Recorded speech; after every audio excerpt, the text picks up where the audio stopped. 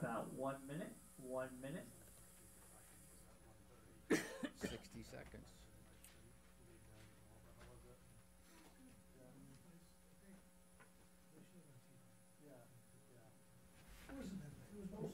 About less than a minute, Marie. Okay.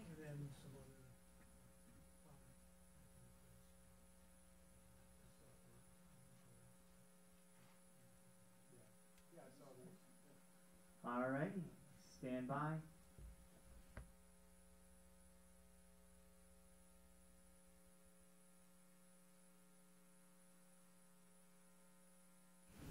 Thank you. Welcome to the Select Board meeting for November 18th. We'll begin with the Pledge of Allegiance. I pledge allegiance to the flag of the United States of America and to the republic for which it stands, one nation, under God, indivisible, with liberty and justice for all.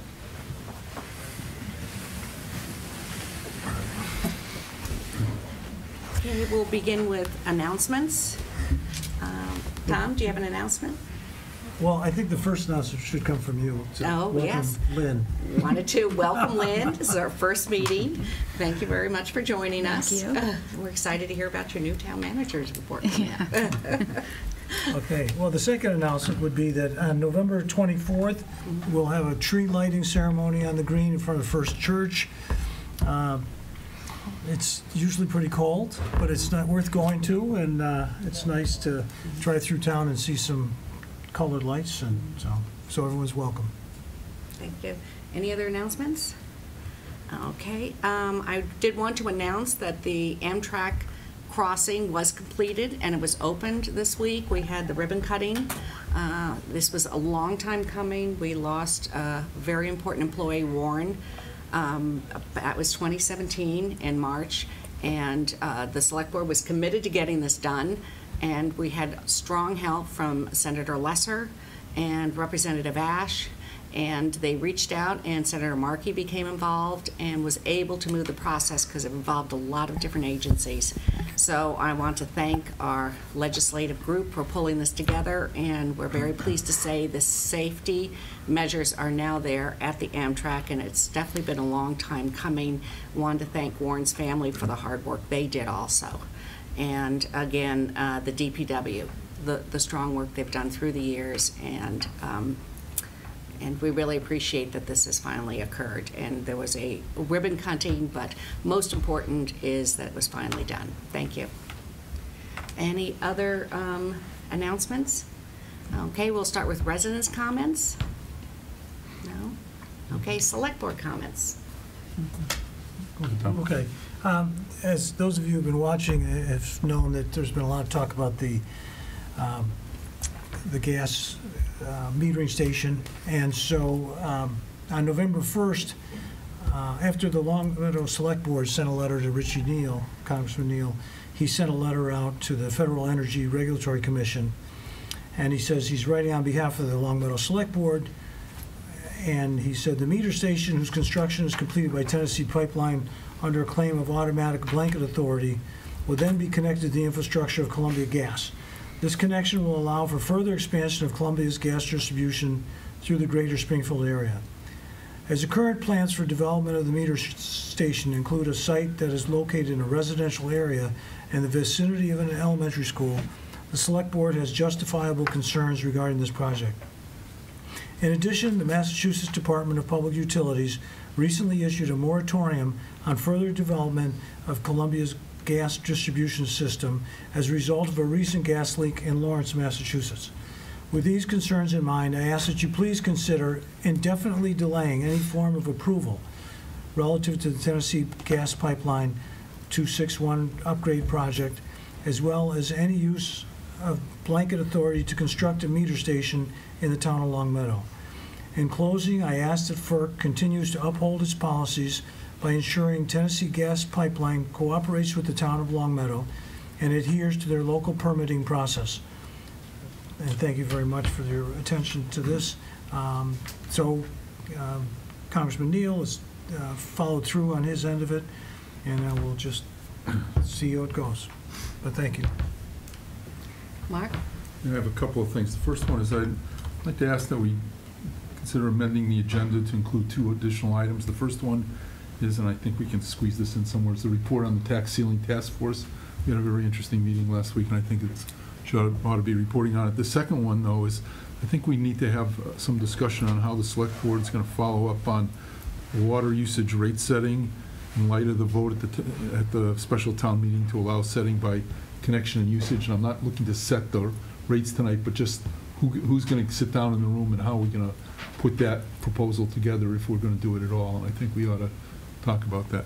But more importantly, we can respond. I have something else, though, I wanted to talk. Okay, I just wish you could have called me or spoken to me about this ahead of time. In regards to the tax ceiling task force. I did. I sent the note saying I want to follow up on the town meeting items. Oh, but I didn't know you wanted this on the agenda. Okay. In regards to the task force, it could come under the committees Right, later, so you that's what I definitely can figured. talk about that. Right. Mhm. The other thing, though, is I did want to talk just a minute about the town meeting. There were a few things that came up that I thought were a little bit concerning, and I think the select board ought to consider these issues sometime between now and our annual town meeting. The first 2 have to do with the issues of citizens petitions. We've been facing this more and more, and I think we need to start looking at 2 things. One is the timing of citizens petitions that seem to come in very, very late in the system and in the process.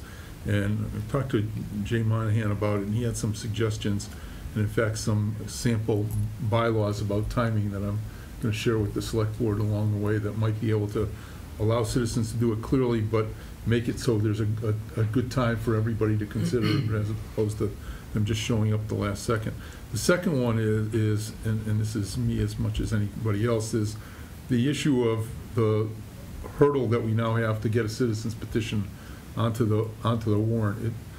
10 signatures was great in 1928, but we have 15,000 or 16,000 residents now, and to get 10 people to be able to put something on it may be something we want to consider. And I don't know if we want to go for a percentage of registered voters, or even if it's 1%, that's 100 signatures or 150. Mark, I think that's state law, though, that it's stated on those 10 or 100 signatures, so Yeah. it might be a little bit. I looked at it, though, Paul. I think we have some options. Oh, do we? Okay. Yeah, I think so, but you're right. The other couple of things I want to just talk about was one of the people in the audience asked a question about the select board's endorsement of warrant articles, and I think we ought to think about going forward whether we want to put the select board votes on the warrant if this was adopted by the select board by a vote of 5-0 or something, because I think apparently it mattered to that person and it might matter to other people, and I thought we might want to consider that. The other issues have to do with the Knollwood Drive sidewalk.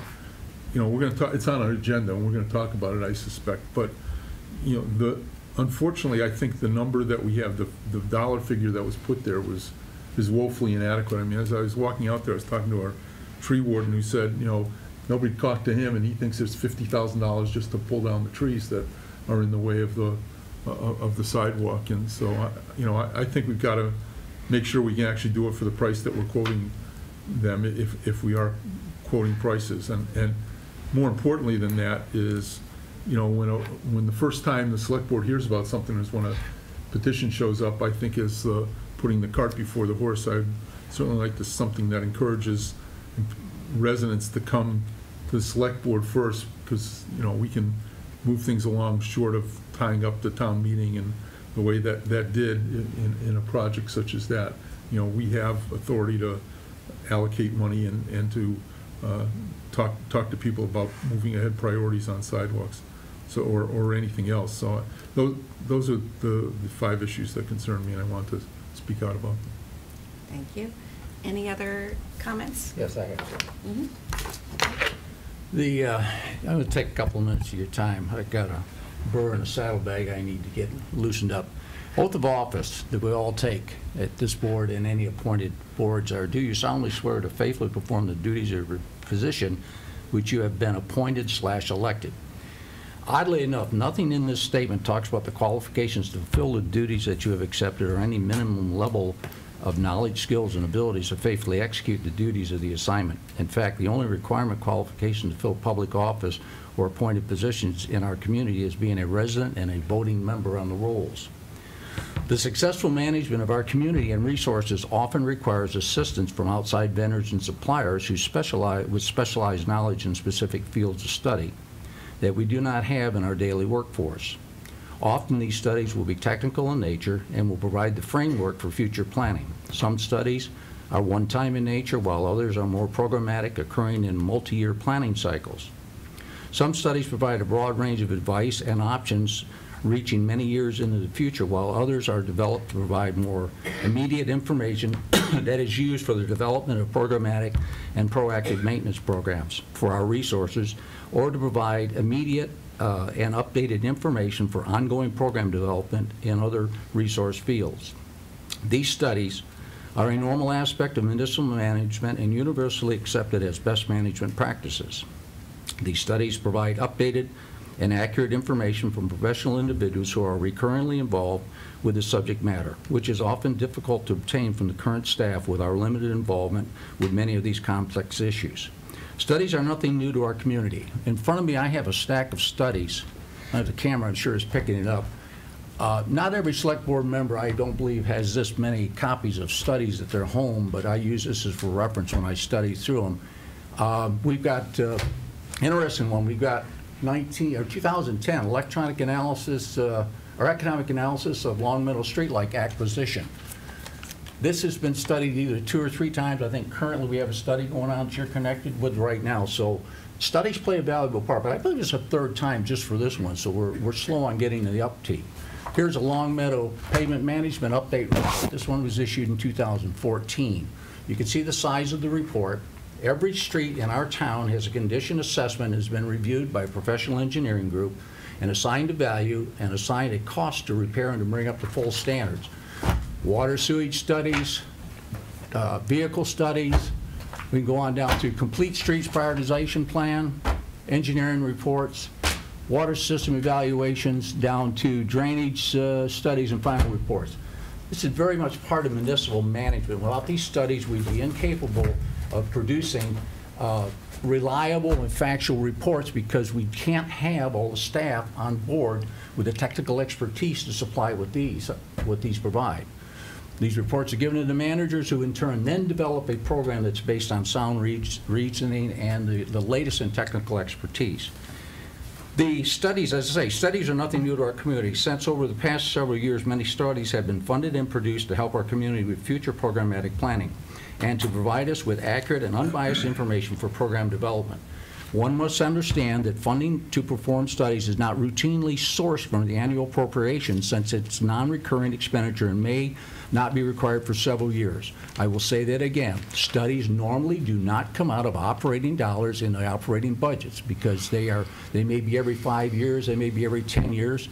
If it was a reoccurring need, it would be part of an annual budget, and we would not hear about it. They would just automatically fund the studies and they would move on.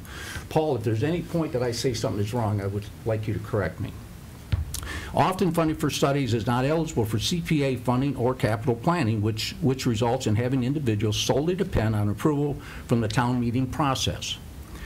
In the case at hand, DPW was requesting $15,000 to update a pavement management study last performed in 2014 by the Pioneer Valley Planning Commission. These studies are based on the life cycle of asphalt surfaces and should be updated every 3 to 5 years. That is when you're dealing with asphalt, you're maybe 15-year cycle on asphalt. So you have to update your status every 3 to 5 years to have any meaningful input coming into your system for priorities for establishing routine maintenance programs and future funding requests. The studies are based on the life cycle of asphalt surfaces and should be updated every 3 to 5 years. Besides providing updated condition assessment on your roadway, it provides a reliable way of evaluating your present maintenance efforts, which could lead to changes in the future. It's a snapshot. Every 3 years you take a snapshot and they look back and they say, well, this was our condition assessment at this point. Here's what it is today. It can validate that your preventative maintenance program, and in fact, is working very successfully, because you have changed the degenerative curve on your asphalt degradation in your town or your sidewalks or whatever you're studying. This warrant article was prepared and submitted by our Department of Public Works through appropriate channels in response to a select board briefing earlier in the year considering future planning. The warrant article was proposed by the Select Board for incorporation in the warrant at their October 21st, 2019 meeting by 4-1 margin. It should be noted that the motion to incorporate was offered by Richard, myself, and seconded by Tom Lacusa. In the final vote, all members except Mark Gold voted in favor of the article. It should be noted that in previous discussions about the warrant and articles, Mark had not mentioned any discomfort with this article, so there could have been an exchange of information prior to the final vote. On the town floor, our Finance Committee voted against approval of this article based on a total misunderstanding, in my opinion, misunderstanding of the operational issues and the municipal budgeting process. Their justification was DPW had a process by which they identify and evaluate streets and improvements that needs to be made.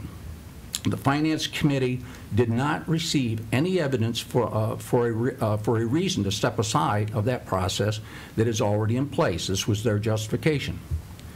I do not believe it is in the best interest of our community for a division chief to be forced into publicly defending decisions being made concerning operational program requirements they are being held accountable for in their performance with anyone besides their immediate supervisor, in this case, our town manager. The issue at hand was an operational issue which clearly falls under the jurisdiction of our town manager. What they fail to understand is that the recommended study provides the updated data for our pavement management system. It provides the data update for our system. When we purchased a pavement management system in 2014 from the Pioneer Valley Planning Commission, the data used to populate the system was provided from a pavement study also completed by Pioneer Valley Planning Commission at that time. As explained on the town floor, DPW does not currently have the personnel or dedicated expertise to perform these types of studies and will on a recurring basis have to rely on outside vendors for these needs. On the town floor, the Finance Committee voted against the adoption of this article, along with Selectman Gold and Lacusa. In the future, if you have any questions about the condition of our roadways in our community, I would recommend that you seek answers to your questions from those personnel who voted against this beneficial study. Thank you.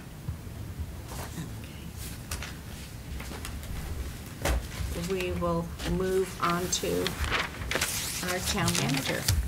Lynn? Okay.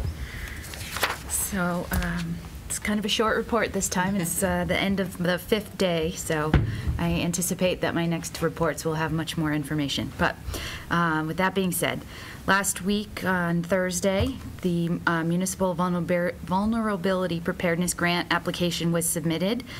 This was Chief Dearborn had worked quite substantially on this and drafted this application. I reviewed it, and it was submitted by the deadline on Thursday, so we should hear something right after the first of the year. This application covered 3 areas: tree inventory and management plan, stream bank watershed evaluation, project design and permitting, and stormwater infrastructure assessment and prioritization plan with a specific focus on culvert assessment. So as soon as I hear something on that, I will make sure to inform you all. The capital improvement program, the department requests were due on November 12th, and I'm going to be reviewing those and meeting with department heads in preparation to submit my capital plan to capital planning committee by December 11th. Westcom connectivity, I think you all were on an email that Chief Dearborn had sent out last week. That full connectivity was achieved last week. I will say, though, there are little bumps that they're encountering. It wasn't so smooth over the weekend, but they are working those out, and I'm meeting with both chiefs this week to get a full update on that. But certainly the fact that they did make connectivity over the weekend was, early last week was a big milestone. And then an auction was held of unclaimed police property in town surplus through GovDeals, which is an online platform for that. And it closed on Saturday, and the town made $23,616 off those items. It was mostly old IT equipment, some stores library surplus, and police unclaimed property. The next auction is scheduled for next month and will be primarily DPW equipment. Any questions for Lynn? Yeah, I just have 2 questions. I'm not sure they're for Lynn as much as for just to find out. One is on the health department. The health department report said that they're pursuing this consolidation with East Longmeadow, and I just don't know, have we agreed as a town that we are going to go that way? Because I thought when it last came before the select board, that, you know, there was some concern by our health committee or health commission about doing that, and it looks like that's kind of been blown right through. So before we go too far down the road, I think we ought to make sure we're all committed to rowing in this boat in the same direction. Again, and I don't know that we haven't, but I certainly know that we have not for definitely sure done that. The second question I had was about Columbia Gas and trenching permits. I thought there was a statewide moratorium, and for a couple of days they were digging up Route 5 like nobody's business, and I was just wondering how that's been going on with a moratorium on trenching and for Columbia Gas, and are we, you know, getting whatever we need from the Commonwealth or the Department of Public Utilities to authorize Columbia Gas to do that? I don't know the answer. Mario? I honestly don't know the answer either. I thought that might have been lifted, but I can't sit in front of you right now and tell you that that's for sure. So I'm going to work on that. Okay, thank you. In regards to the Board of Health, they've asked to come in front of us to discuss water quality, and I was looking to bring them in December, and you can ask if they still have their concerns in regards to the regionalization of the department. Okay. Great. Tom? Just a couple of things. So we was sad to hear that we had a firefighter resign. Now, when we did, recently we approved more funds, right? At the town meeting, we approved funds to hire two. Basically, because there are two retirements taking place, there's two firefighters currently deployed. Right. So again, there is, I think the hiring date will probably be like January 1st for those two to come on board. Okay. So, I mean, we're kind of just behind the eight ball one step further now. We thought we were getting ahead of the game. But didn't we, when we did contract negotiations, didn't we change the steps and so forth for firemen? I don't think Police, wasn't it? It was just police? I think both of them had some changes. Both of them did, yeah. But apparently we are still a little bit behind the eight ball in comparison with salaries. Yeah, that's a shame. Because, you know, we work so hard to train them, get them ready. Okay, that's about it. And Lynn, I wanted to bring up that, I'm not sure if Jay told you, we have the Green Communities Grant reportings due the beginning of December, and there might have been some problems in previous reports, so you might want to check on that. And the next grant, I think, has to be in by February, and we could talk about that in the next few meetings. Any other questions for Lynn? I would just say, it's not a question for Lynn, but just to let the board know that the FY19 audit is virtually complete, that we have a draft audit report in. The audit committee is meeting tomorrow to go over that draft, and the auditors are expected here at the next meeting, December 2nd, to present to the board for acceptance. And we also have tax classification? You'll have a tax classification hearing scheduled for that date also. That date too. Any other questions? All right, well then, thank you very much. And you're still smiling 5 days here. We're very happy to have you. Thank you. All right, we'll go straight down to new business. Mary Beth, we're going to be talking about the new DPW change order that's coming up and the new adult center change order. The process is that it always goes to the building committee first, and when it hits a certain dollar amount, it's got to come to us also. And in regards, especially the DPW, they asked us to fast track this so they could complete the remediation of the site before the weather got any worse. So, do you want to give us a little breakdown of DPW first? Well, I'd be happy to. If I had some additional details, I'd be glad to share them. Unfortunately, the contractor has not come back with the options we asked him for, and clearly then it hasn't been vetted by the OPM. So at this point, I really have nothing to report other than, you know, there may be a sense of urgency once that does come in, that you meet, and that change order be you know, depending on the building committee's recommendation. We expect to have two different options to deal with the stockpiled ACM that's on site. Mario, the Department of Public Works. One of the options is to spread that stockpile across the parking lot. Mario clearly has some concerns about that, because in the future, if they have to trench for a utility or to make a repair or whatever, then if they do run across ACM in the material, it'll trigger additional work that has to be done that could be very costly to the town. And then the other option would be to bury it on site, as we did with some other ACM. So it depends on, the plan that is put forth by the contractor, and you'll have the options to discuss at the time that we receive them. So who dropped the ball? They were supposed to be, I think was it Colliers or the architect was supposed to tell the contractor what the specifications were going to be required for that. I can't answer that, I'm not sure. I just know that Montford was unable to put together the pricing for today, although they felt that they would be able to. Yeah, my understanding last Clearly. Wednesday, they said we need specifications now to be able to give you a stronger quote. I know. And Lynn, did you hear from either Colliers or No. Weston and Sampson? No. All right, I think we better, maybe I'll stop by your office someday tomorrow, and we'll try to chase that down, because we need to get this voted on and moved before the weather gets Right. worse, or else it's really going to. It just becomes more expensive to deal Yes, with. and so that's why we were telling them we wanted the teleconference, getting that all done, and so be prepared, so it's not ready for tonight's meeting. Right. So there will now be change order, I guess, on that, but I will let you know tomorrow exactly what we hear when we talk to both of the groups to see what happened. But my understanding is Mumford did give us a quote, but the quote was high, and Well, he said, bring yes, it down. yes, well- And he said, I can only bring it down when I have exact specifications. Right. Yeah. And Mario, did you hear any on this either? Okay. This was as of 4 o'clock this afternoon. The numbers were not in yet, so. Yeah, and we were hoping to have the Right. meeting on Friday. It didn't happen. I've been out of town all day. So this is disappointing. Okay. It is disappointing, yes. However, going on to item number 2 under new business, and that is dealing with PCO number 007. On the 12th, the building committee met. We reviewed 3 PCOs for the adult center. The first one we recommended that the town manager approve and move forward with. The second one, under the guidelines set by the select board, we approved, and that was to remove some unsuitable soil, which was buried construction debris, and the drainage field cost.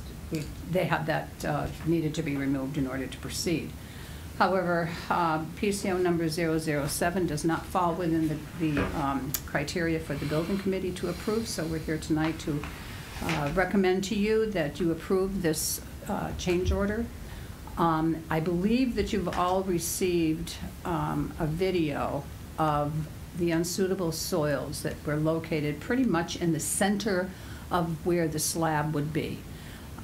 Clearly, at some time in the past, the area where the building is going to be located was a swamp of some sort, and then was filled in probably after the prior owner deeded the land to the town of Longmeadow.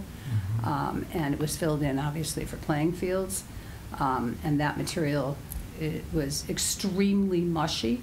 I believe if you see the video, it's pretty clear it had to come out. And so we're here to request that you approve the change order in the amount of $30,104. And that has been vetted by the OPM. Any questions for Mary Beth? I just have a question maybe for Paul. So do we know how much the contingency is? Off the top of my head, I don't know. Do you know? Mary Beth. Actually, about 5 o'clock this afternoon, I received the updated financials. But I would say at this point, this is clearly just off the top of my head with this 30,000, some other money. I think we've probably got about $1 million left, assuming that we spend all of the other line items in the budget. We've got about $1 million left. Thank you. Yeah. Yeah, I'd like to place a motion on the table that we accept the recommendations from the building committee and approve this change order request for a total of $30,104. Is there a second? Second. Discussion? Yeah, Mary Beth, the memo doesn't say anything about And that's what I was trying to understand. Are we paying to remove it? Are we paying to Yeah, replace excavate- it? No, excavate and bring in new material, structural fill. If you go to page 2 of the of the change order, Yeah, there's a sketch, a handwritten. no, there is another Page page to it. 3. I'm sorry. It's Oh, okay, salt right. marsh at the top? Yeah, okay, And furnish and install 341 cubic yards of structural fill. right, okay. But I'm trying to understand or should I even be trying to understand what that sketch is? Well, you can see, based on especially on page 4, the location of the structural fill is outlined in blue, of where that, for lack of a better term, I'm calling it a mushy area. It's not the full area of the adult center, but it is definitely a significant part of that. It had to come out, has to come out. Any further questions or discussion? All right, all those in favor? Could I just take a step backwards? I want to be clear. You were asking about the DPW contingency. No. No. Oh, the adult center. Yeah. Oh, I'm sorry. Okay, I thought you were giving them a I number. was, well, we have approved, I can tell you almost immediately. Let me see, this is 30, 40, 44, 54. We spent about $54,000 of the contingency so far, $700,000. Oh, okay. And there's approximately the same amount in bid savings. Great. Yeah. I apologize because I was giving a different number. I didn't realize, because when we talk about budgets, that's the one I usually concentrate on. Later in the week, when could your building committee meet, and when could we meet if we finally get... I need the 48 hours. As long as I have 48 hours, I'll call a meeting and I can get a quorum. But I've got to have the numbers first, obviously. Yeah, so Thursday, I would like the select board members to tell me Thursday and Friday what times you might be available, or days, if we could get a quorum together on that. 4:05. We did have a meeting scheduled for 6 o'clock today that I canceled, clearly. Yes, Yep. yeah, okay.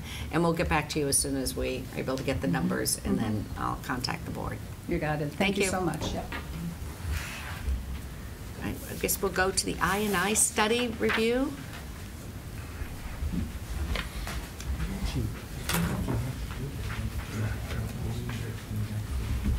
Yeah, we got it. Kill two birds with one stone. Yeah, yeah. I was hoping to Squeeze just do that in advance, but we'll do it all together. Okay. Yeah, Give you a little good corner. idea. Mhm.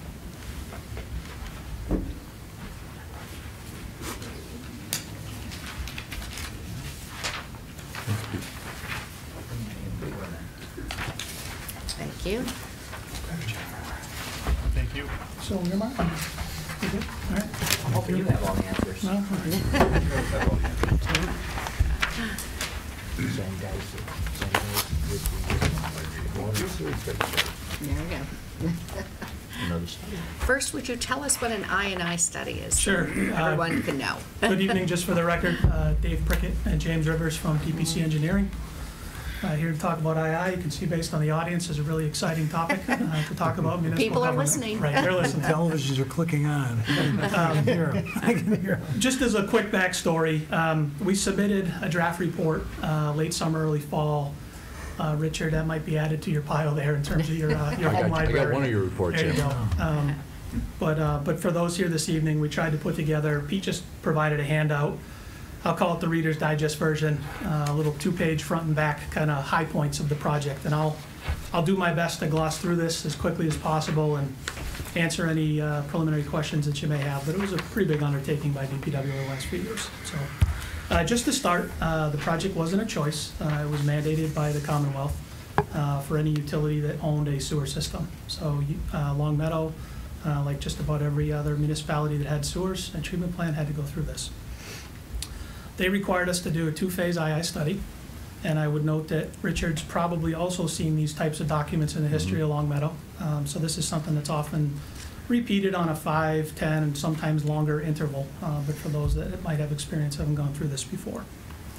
We put flow meters in the collection system, broke it up into 8 buckets in spring 2017, gathered data on system flows. Go ahead, Marie. Just tell us why an II, infiltration, and is important. Okay, And so. what is it that we're trying to figure out? Yep, so wastewater is comprised of sanitary flow from all of our homes and businesses, as well as something called II, which is infiltration and inflow. Quite simply, II is rainfall and or groundwater that makes it into the sewer system. It's part of every municipal sewer system that I'd venture to guess that's ever been created. Nothing is perfectly tight. So the intent of this evaluation was, thank you, to ascertain the extent of Longmeadow's II problem, and also to identify kind of an asset management plan moving forward. That was the driver behind the state's requirements. Why does that cost us money? Well, it costs us money because we don't have our own treatment plant. So every gallon that we pump to Springfield, we pay by the gallon. So we have an intermunicipal agreement. So for capital projects, we pay pro rata for those capital improvements. Each year, Longmeadow, like all the other communities that are part of the greater Springfield system, pay the pro rata O&M based on actual flows. So it's obviously something that we worry about and think about. And as we'll talk about in a little bit, we kind of benchmark Longmeadow against some other communities, so we either feel really good or really bad, depending on where we're at. But So if we had a gallon of rainwater, we would be paying not only for the treatment of it as sewage, but then it would also increase our percentage of what we have to pay in capital projects. That's right. With Springfield. That's so right. we get hit twice. we get it twice. Okay. All right. Thank you. And we want to stay ahead of everybody else, East Longmeadow, Wilbraham, Agawam, you name it. If we maybe pause and flip the sheet over to the backside, for those that might want to kind of get into the nitty-gritty of the details, just real quick. This has come up in the past when I've met with the select board, and the concern over, we're not just sending Springfield what we meter in water, we're sending them that water plus the II. Over the course of kind of Longmeadow's last 10 years, what we did was we took a look at that base flow versus your total flow to try to figure out, what percentage of our overall flow is II. If you look at the bottom figure, the bar chart on the bottom, Longmeadow is shown in the yellow bar. So we've done about 20 II projects over the last 2.5 years in other communities, and this represents communities in Western Mass, Connecticut, and one in New Hampshire. What you can see is Longmeadow, when you benchmark us against our neighboring communities, we're doing relatively well in the II department. That's not to say that II isn't important, because again, we pay by the gallon. Yeah. But I think we benefit, although we do have a relatively old system. It's not as old as a lot of our, city neighbors. Most of our pipe is transite, similar to our water mains, which, just based on when it was constructed, the majority of our sewer system was built in the 1950s and 60s. So there's some that predates that with clay pipe, about a quarter of the system, and Longmeadow only has about 10% of the system that's PVC post-1980. So it's a mature asset. So the number you're putting on this says 36%. Does that mean 36% of what we send out to be treated is really rainwater? Yep. It's not sewage. So that's how much more we're paying. That's right. And you said compared to other communities, because other communities, the lowest is 33. Right. And the highest is 67. Right. But that's still 36% higher than what we need to be paying. Correct. Yeah, it seems like a lot. Yeah. We'll never get it to zero, right? So, Uh-huh. II is like everything out. You talked about streets a little while ago. It's just trying to keep up with the battle, each year to try to chip away at it and keep up the pace of the aging infrastructure. But it's not something that you'll ever get rid of. And when we build brand new pipes, we assume that II is going to be coming into those new pipes the day after we put them in, and it does. So we get freeze thaw and manhole covers and you name it. Our system's not perfect, but because most of Longmeadow is well-drained sand, kind of the eastern 2/3 of the town, I think that really helps us. Had that not been the case and we were really in a poorly drained aquifer, I think we would have a lot more trouble. It's really the corridor along Route 5 and to the west where we get into those clays that are about 5, 6, 7 feet down. You could write a book on them, right? Yeah. But that's just kind of a snippet. And so in our town, do we have a lot more dingles than other communities? Because it seems that's helpful, right? I think we only have dingles in Longmeadow and Holyoke. They're the only two municipalities I've ever heard that word. Oh, yeah. But yeah, we do have, I mean, that's one of the kind of unique things, Tom, is that we only have one pump station, really. I know we've got the little one at Bay Path, but yeah, I can't tell you that I've ever worked with a community that only had one pump station. And the reason is Longmeadow put all its sewers through cross-country easements along the brooks. So it was great that we have one pump station, but as we get down into the recommendations, our most glaring challenge as a community are our cross-country easements. Okay. Some of them you can't see your hand in front of your face in the summer. You could write the book on that one. Yeah, I We've spent been through a couple more of time cases than I of thought I tick would on repellent. those, Yeah, those dingles, and the access is challenging throughout them. right. Okay, Go this ahead. is good. No, I wanted this to be interactive. So we kind of talked about what we did, and in part of phase 2, after we did the flow monitoring, we opened up all the manholes in the town. We helped DPW update an already really good GIS system, kind of, augment some things that could be added based on lessons learned. And we did sonar testing on our easements. And I think one of the cool things that came out of this project that you should take credit for is you had been contemplating, I should say, the community had been contemplating a pretty major reconstruction of the North Interceptor to the tune of several $1 million, which essentially would have been cutting a road into the slope between 91 and the homes that abut that area. Probably not the most politically palatable project that we could undertake as a community. We actually did some sonar testing on this pipe, and James and Mike and the field crew lugged all this stuff down there to get actual data for the first time that I know of, maybe ever, on the pipes. And they showed that even though some of our pipes are hard to get to in that region, they're in pretty good shape. So, we started to rethink some of the logic relative to capital, and as a resident, I hear all of the scuttlebutt and all the topics of other capital demands. So we tried to use this as a tool, much like your road asset management project, to try to prioritize resources, recognizing that there aren't unlimited funds. So that was neat. So now I think we're looking at more of a targeted, improve access, get rid of that elevated sewer that's, you can see when you drive up 91, and then maybe strategically improve access and use standard operating procedures to have a more robust periodic inspection program as opposed to major capital, and that's a lot easier to budget and to kind of sell to the community when we stand up a town meeting every time. That's a quick background on, an attempt for a quick background on what we did. Any other questions thus far? Okay. Kind of relative to what the next steps are. Again, we have II. We really don't, if we weren't part of the Springfield formula, we're so low that we would probably, be lean in terms of how much money we would spend on II. I'd emphasize that when we fix pipes, we do it to remove II, to fix structural problems, and to address O&M needs. So I think a lot of what we do to fix structural problems and O&M things will also benefit in the II department, because they're all the same things, holes with roots coming in, and grease blockages, and low-lying, manholes, an occasional roof leader or two that are connected. These are not uncommon things. So relative to the recommendations in the draft report, I'd say the big one is over a period of years or perhaps decades, reestablishing the cross-country easements, in some cases improving access. The North Interceptor is really challenging based on where it is, but we can get access to a couple of areas to improve. Access to 80% is better than none. Longmeadow Brook, which kind of flows up through the middle of the town through the country club, there are some places there where it would be nice to provide some access, even if it's gravel.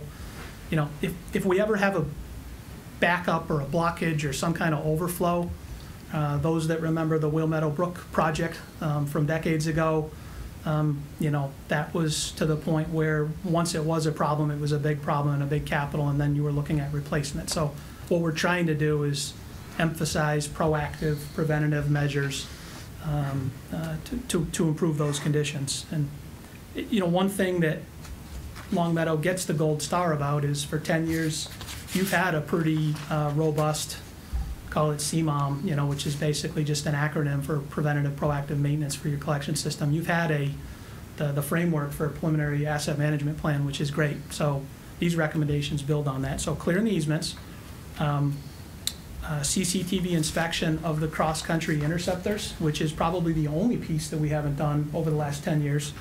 And again, the goal there would be to prove that maybe some of those pipes, even though they're tough to get to, are in good shape.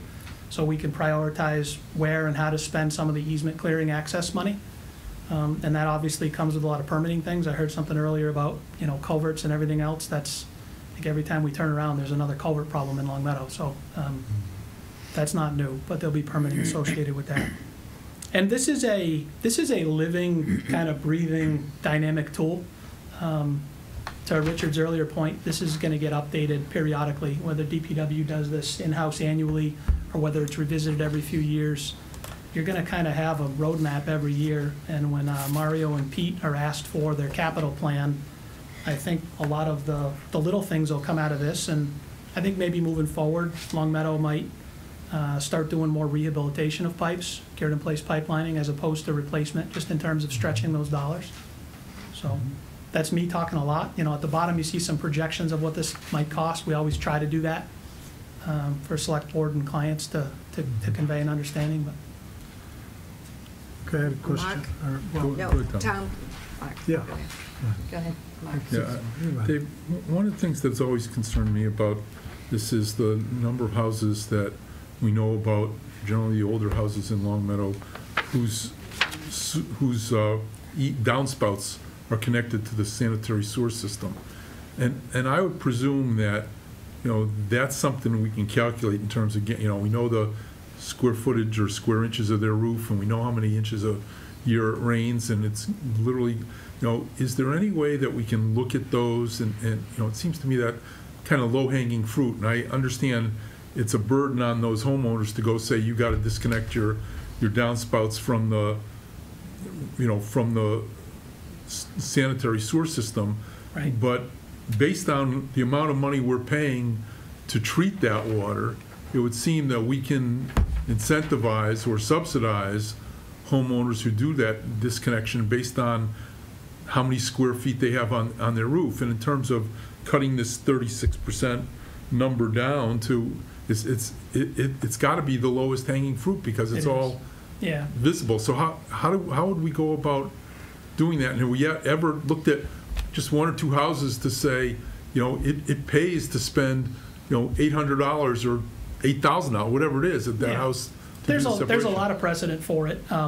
Because we have drains on almost all of our streets, the most kind of current technology would be provide people a drain lateral, kind of like you would a sewer lateral to their property line, you know, and incentivize them to then connect the gutters to that. In the streets that don't have drainage for whatever reason, it's always the, you know, the challenge of, are we going to move, you know, potential freezing hazard from a yard, you know, into a public safety issue or something. So that's always weighing those. But for those areas that do have storm drains, which I would venture to guess, Mario, Pete, probably 90% or better, that's certainly a pretty inexpensive way of dealing with that. You know, it's interesting. We have those areas when it rains, and you can see from the data kind of the trend in the orange line over the last 10 years. DPW's done a really amazing job at picking off a lot of the low fruit from the 2008 project.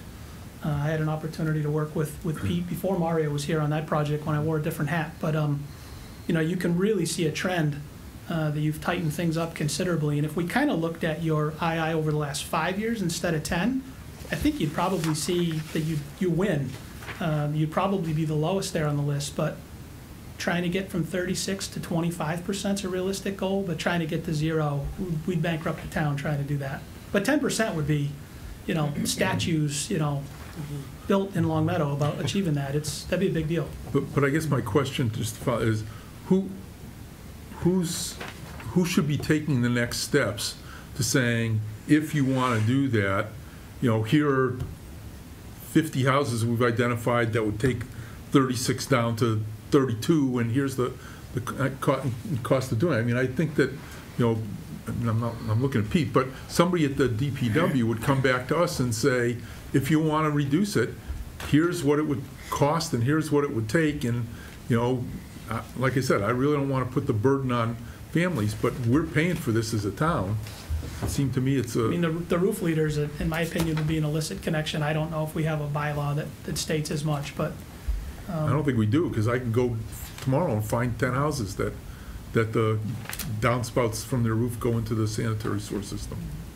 I'm sure And that's that- come up repeatedly over these periodic reports over the decades, and I'm sure there's still a few there. We had smoke testing, you know, listed as, it's pretty inexpensive way of just finding those 10, 20, 50 houses, whatever they may be. I don't think it's hundreds anymore. I think that the town did chip away at a lot of those, and I think a lot of residents complied back in the 80s and 90s from what we saw in the reports. But that's pretty easy stuff.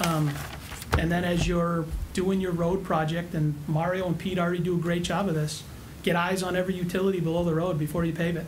And you can already see that when they do the paving, they'll be replacing catch basins that are compromised and manholes that are a mess. I mean, I see it in my neighborhood, so. I think we're already doing, as a community, a really good job, you know, in a lot of these places. Now it's just kind of taking things for the next decade, you know, building on what Pete's been doing and Mario more recently. Tom? Yeah, so when new construction comes in, they're supposed to contain as much of the rainwater on their property as possible. And I'm wondering about, because part of the issue is rainwater can mix with the sewage, right? And so is there any possibility we could have like, you know, rain gardens, or is there any places on town land where we could catch some of this water and prevent it from getting into the sewers, or is that? I think you know, there's opportunities probably for those in almost all the projects that you do, and you probably have incorporated some of those kind of smart stormwater principles. But you know, this Longmeadow's kind of the death by 1,000 paper cuts. So we've got 2,200 manholes, and when we get a gusher on top of kind of a snow on the street, on the banks, those are the worst case scenarios historically. You know, those winter rains, ground's frozen, everything's hitting the low points, which is our pipes in the easements along the creeks, which aren't frozen. But just slowly, you know, reconstructing, you know, even just replacing frames and covers, and you've already been doing a lot of that, and I think that's why you've seen the downward trend. Lining pipes when we're doing a road, if it doesn't warrant replacement. Clay pipes have joints every 2 feet. It's like pottery. Richard? Yeah, you threw it down. Well, so are there ways that we could make the sewers just a little bit higher in some areas so that the water wouldn't seep in as much? Is that? No, we build our sewers like French drains, you know. Unfortunately, they become the waterway for stormwater, sewer, you name it, And is that still the trend? If you don't want to build pump stations, it is, yeah. Okay. I mean, we could spend tens of millions of dollars. I mean, we have an asset that's probably worth, you could argue about it, somewhere between $2 and $250 million, our sewer system, easy, if you were to reconstruct it today. So, you know, what you're looking at is just, and most of it's older than 50 years, so you're just trying to keep up with Father Time there. Okay, thank you. Sure. Richard? Yeah, you were hitting on the point I wanted to bring out too, that, you know, we built out in the mid-'70s. So our systems are 50-plus years old, and some of them leak like a sieve. The last I&I report that I read, where they were doing the house surveys and the smoke tests, the majority of them was up in Precinct A, where they found a lot of the roof leaders still Northwest attached. corner of the town. Northwest corner of the town. And there was a lot of opposition to people even allowing people to come in their house and go in their basements. I mean, you can imagine, nobody wanted... Yeah. A lot of our homes, even the newer homes, got the sump pumps connected to sewage lines. I mean, we know it. You see them all over. If you go in a basement around there, Pete, I imagine you see them quite a bit with the metering and all that's going on. A lot of it's education, but you know, we have to admit we're built out and we're built in the 50s, and we don't have the latest technology underground for collection of water or drainage or anything. Right. Yeah, the biggest problem with sump pumps is especially, I mean, you can have a house that's 20 years old, and they, you know, especially as the season last year, we had such high groundwater. Yeah. Where it's now these houses that have never experienced groundwater levels at those amounts, where all of a sudden they've got water in the basement, they have a company come in, they put a sump pump. Right. And quickest way is, okay, I mean, I do see a lot of, you know, some people think it's unsightly when they put them outside, and that can, sometimes that leads to other drainage issues, but, right, I mean, we don't know when they go in. I like the self-fulfilling prophecy when you pump it outside the house and it goes right back down through the foundation, comes in, so you just sit there recycling the water. Right. You got to get the water away from your house. Well, even common maintenance that they do to slope the land away from their homes, all these little things that they can do to get the water to go where it should be by nature. So, but you're right. If we're down to 36%, that's I don't know how much. You're really doing really well as Yeah, I don't stewards know of how your much better you utility. want to get, especially with the age of our town. If we started over, we could be down in the teens. Everything brand new. We've never seen anything as low as the teens. I mean, some of these data points on here are, the highest one that's on here is 100% PVC system. Really? Yep. We took off the names just to, so we don't upset anybody. But it's 100% PVC system, and it's, you know, you look at the soil conditions and where the pipes are located on an easement. It's in an area that's, you know, inhabited by our little beaver friends nowadays. It doesn't take much. So you're talking about coming in, not to the pipe connections, but coming into open manholes? Most of it's coming in through manholes when you have Okay. PVC Okay. pipe, yeah. And we do have a fair amount of manhole rehab that we know we need to do. That's probably the second mark, the lowest lying fruit. I mean, picking off these, you know, illicit inflow connections, but after that, I think there's a fair amount of manholes that we could rehab inexpensively and, you know, start, because what we're doing is really, even though those rain events kill us with those few houses, when groundwater is elevated, it's coming in everywhere. So if we can fight that and, you know, fill the holes in the dike. But don't as manholes have groundwater's to up. be vented to get rid of sewer gases so you don't have an explosion in your sewer system? I mean, it would seem to me that, you know, No, I mean, the houses are vented. Most manhole covers today are watertight, you know, okay. have a seal in them. The venting is through our homes, you know, as long as we don't have a leak in our plumbing, we're good. You do the smoke testing, you see it all coming out through the roof stacks. So, you know, in my front lawn, I have a sewer opening that must go in the storm sewer. And I have trees there, and it's sunken. It would be a great place to just have Yeah, water we're collect. taking note of what's your address, Tom? It's 1651. Oh, yes. But I don't see why that couldn't have been closed up a long time ago. And then the water would just sit there and then eventually seep in. I will tell you too many stories from when I, you know, observed construction work in my younger days that if that drain is not connected to that sewer and it looks like it doesn't function, it does somehow, leave it alone. Oh, yeah, just, it was there for a Yeah, reason. because next thing you know, you'll be on the phone to DPW, my basement's got a foot of water in it, I don't know what happened. Okay. Not telling you that's always the case, but No. I've seen some really weird things over the years. Well, I have a bad house. It had a problem with its drain, the sewer drain, 110 feet away from it, so Okay. it's a problem. Yeah. What about knotweed? Are you having problems with the invasive species? Is that something you're finding a big problem with or not? Because the tree guy keeps telling us we've got to start cleaning this up. Only when we go to Concom for our dingle project.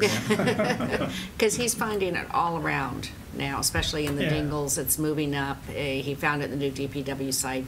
Is this an issue we're going to be facing with our sewer pipes? When we go to try to permit things, I think for sure, I mean, it came up at the most recent project for Morningside, you know, the request to do post-construction monitoring and invasive. I just do what they tell me when we try to get the permits, but, I mean, it's real. I mean, that may be some of that stuff that grows so you can't see your Yeah. hand in front of your face. It might have some effect on the growth, but as far as like the integrity of the system, it's not. Breaking into the pipes? Right. You're From not a- seeing that yet? Yeah, from Okay. a water clarity, I mean, it's something, the vegetation kind of cleans things as it's going in. I'm not an invasive species expert, but Mhm. we've got plenty of dingle stormwater challenges in Longmeadow side. It kind of dovetail with the sewer, but it seems like every time we're on the phone, Mario, it's a new, you know, drainage challenge, so. Now, the last I&I study was when? 2008. And we were at what percentage then? I don't know that we have that, do we? I don't know, I would have ventured to guess it was 5 to 10% higher. I mean, we have back to 2008 in the data there. We're seeing some pretty crazy spikes. I remember 05 was a big one, 99. Yeah, that would be the last prior to that, which was 98. 99 was the year with Floyd, and then 05 was Katrina. Yeah, so We as have one of we, these, like every 5 to 10 years, we have a crazy year.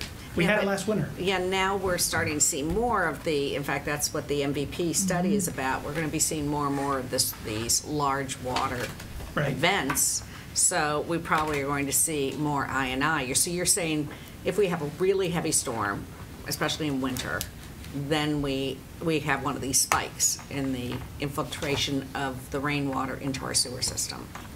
So that's going to be an increased cost. From what we observed, when we look at it, we look at infiltration from groundwater and infiltration from rainfall. And the infiltration from rainfall in town is not as big a deal as the groundwater is. So it's really when the groundwater levels are elevated during the melts in the early spring, when the levels go up, that we see more of it.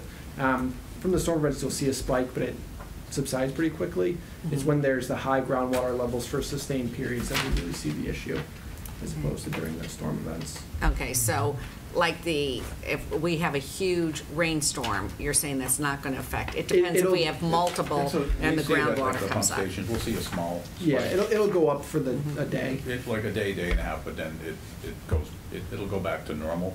But what we sustain is the higher, like you said, when we have high groundwater levels, that's when that is constant. Then, especially like you said, like last year, then those numbers do not change. Okay, so the two summer events, one that started caused some washout at the DPW site and caused the washout in Bliss Park, that's not really spike, that's like a one-day spike. It's not 1 or 2 days, it may go up, When the grass is green and the leaves are out? 1.5, 2 million gallons more in the course of a 24-hour period during that time, which is not a lot, and then you just see it. Okay. What we saw last winter in most communities was on par with what we saw in 2011, that year. And if you look at your data, you did considerably better last winter than you did in 2011. So you're trending in a good direction. Any other questions? I was just looking at the 92 report, 1992. I couldn't pick up the figure though really quick, but it's in there. Of what percentage we were? Yeah, it's in there, but it's all broken out. But you say the 2008 report was, I got the 92 report here. 2008 was kind of a, almost like a master plan of sorts. It didn't dig super deep into II. It was more. There was in that report, that was just more of like infrastructure. There was no flow monitoring whatsoever. They took a lot of that information from the 99 report.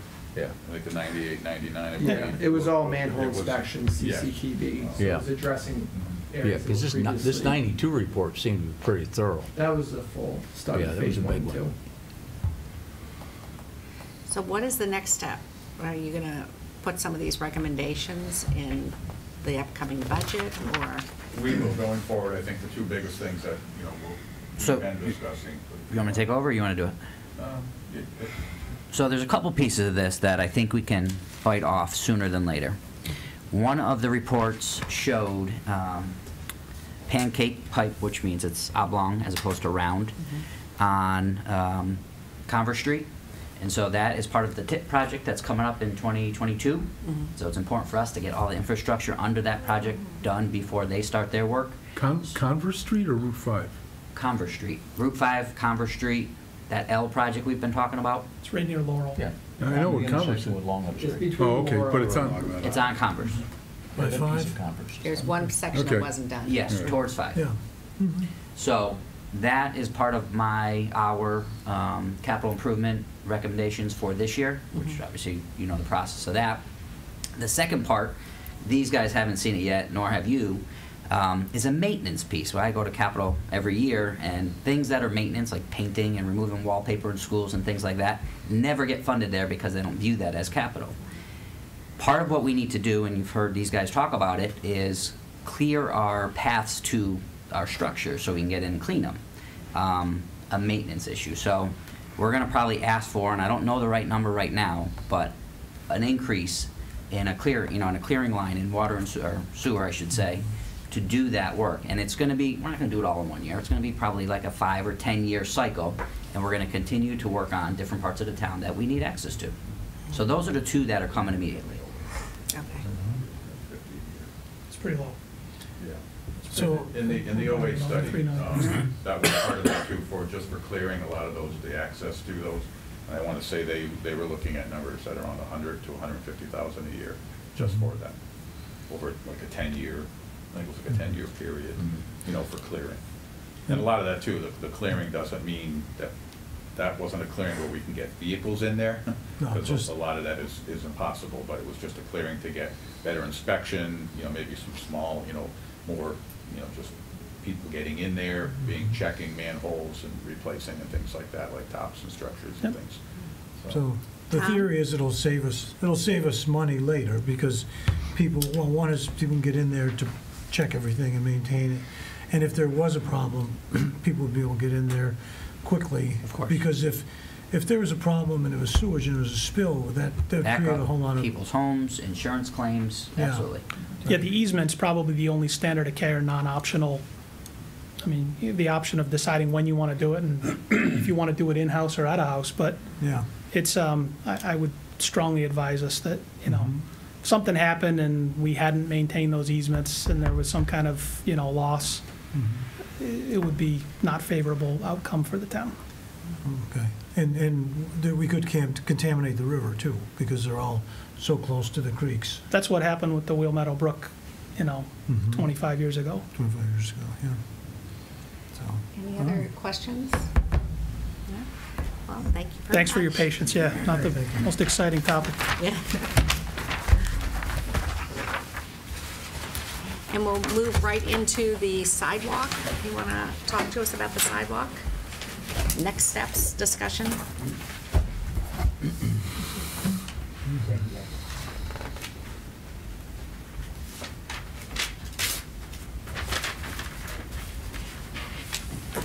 Where to start? So, have you seen a plan or an estimate for the work that was proposed from town meeting?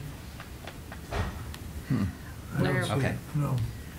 So, to describe it as best I can, there is already an existing sidewalk on the Wolf Swamp School property that runs parallel to Norwood Drive. The proposer of the citizens petition would like to extend that all the way down to Norwood Circle, approximately 800 feet.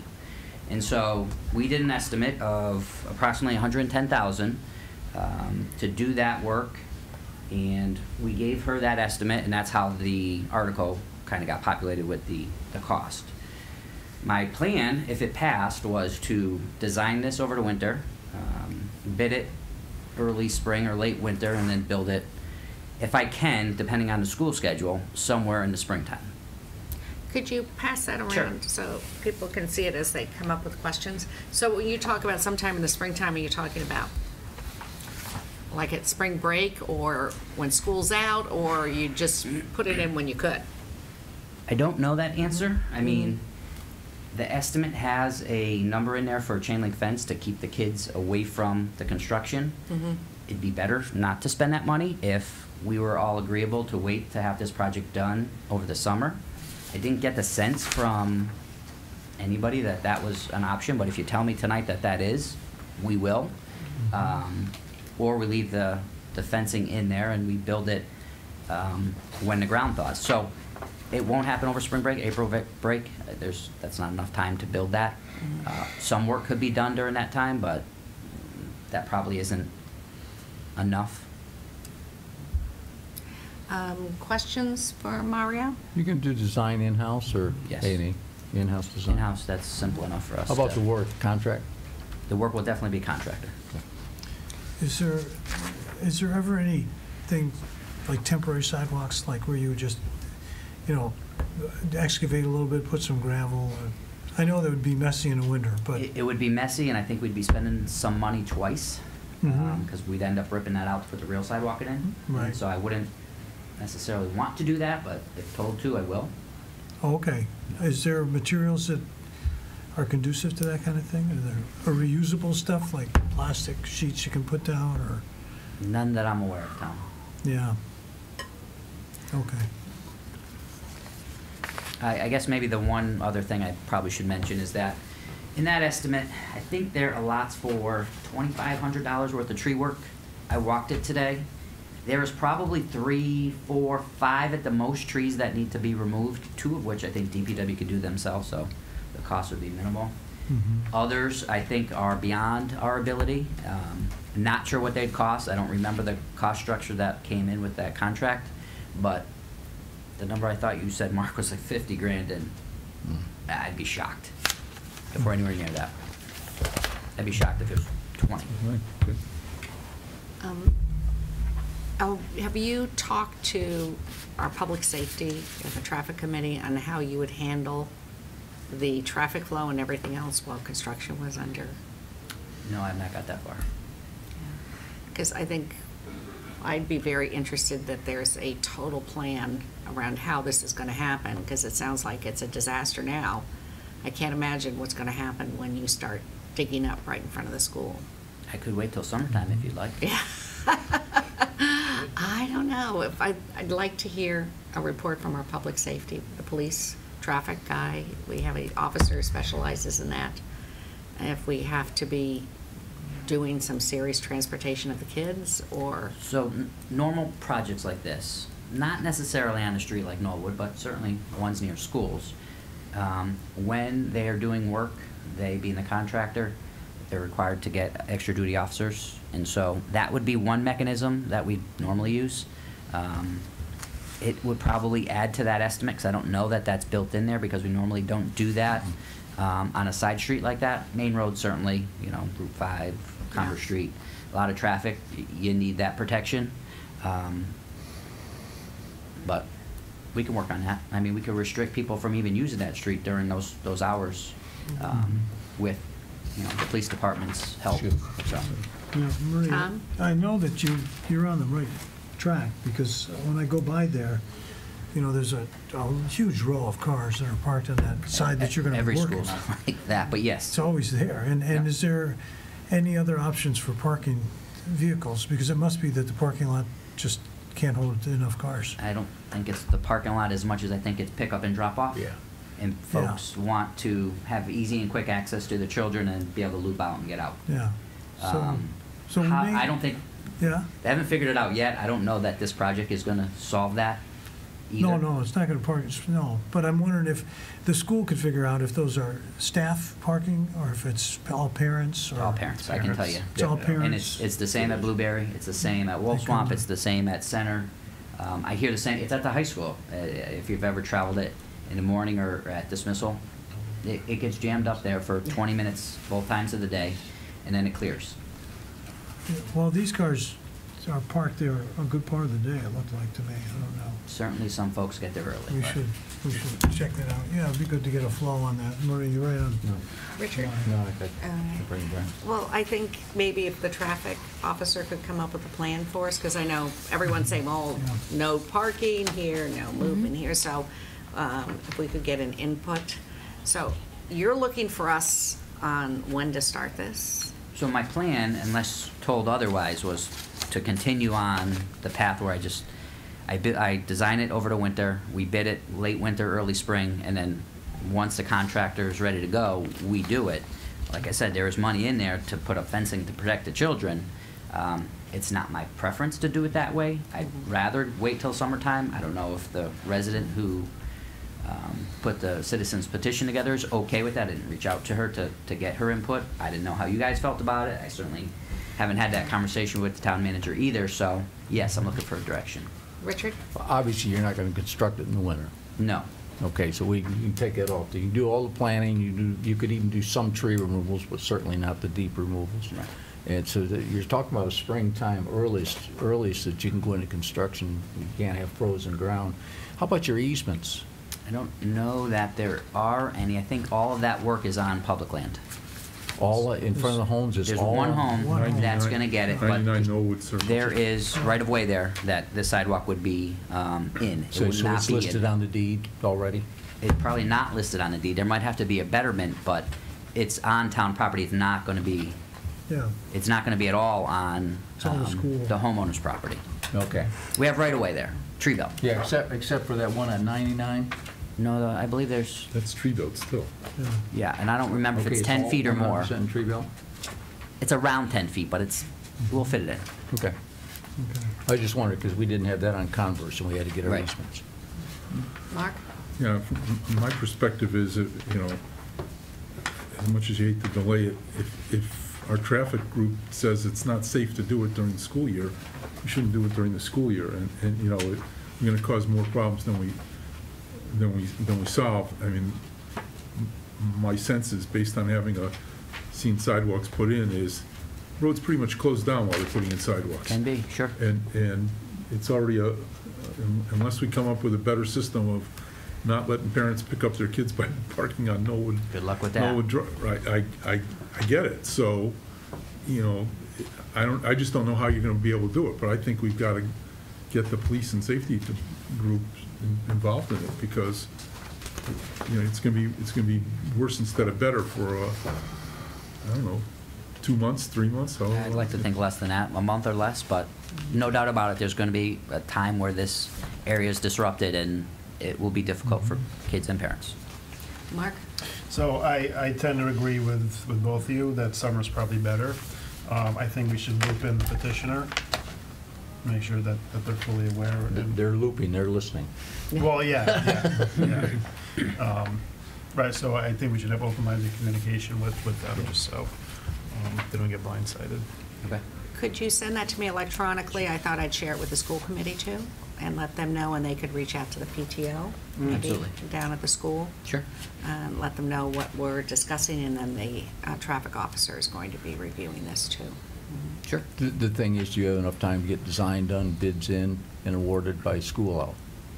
I believe so. Because you don't have a holdup. You have the money. You can actually start the Right. design. So you're green lighted on everything, aren't you? Everything but construction because Yeah. of, obviously, winter. Right. Mark? Yeah, I just have to ask a question about priority. I mean, this obviously came through a citizen's petition. You know, where was this on the DPW's list? And I'm glad you brought that up. And you know, should it?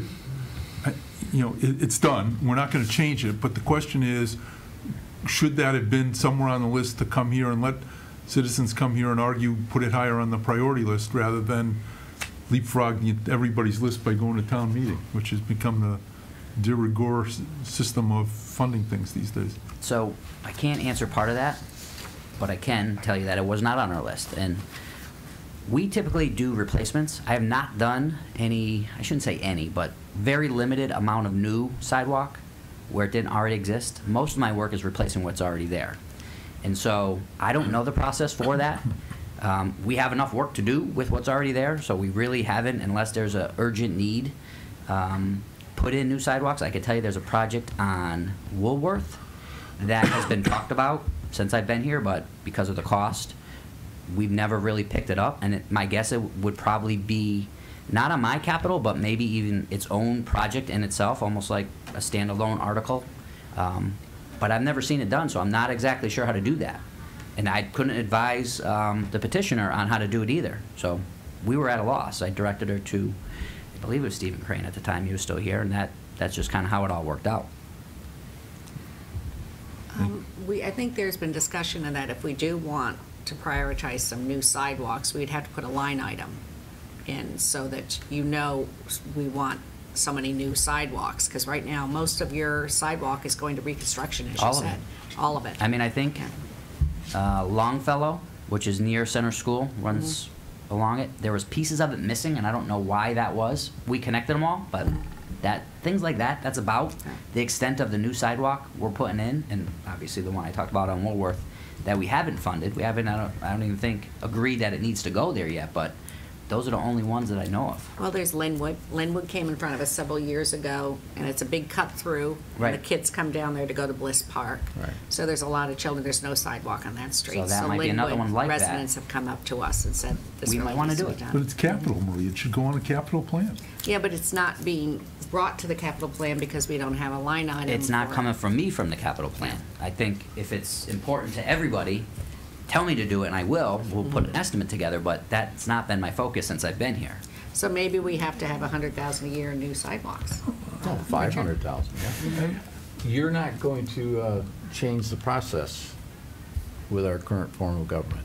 That's the way it is with our town meeting and citizens petition. So until we migrate to some other form of government, this is it. I would imagine that you're going to have more citizens petitions for sidewalks at our next meeting. Maybe even more meetings. I would think so. The chit-chat will take place, and you're going to be in the sidewalk business. And there's nothing you can do to stop it.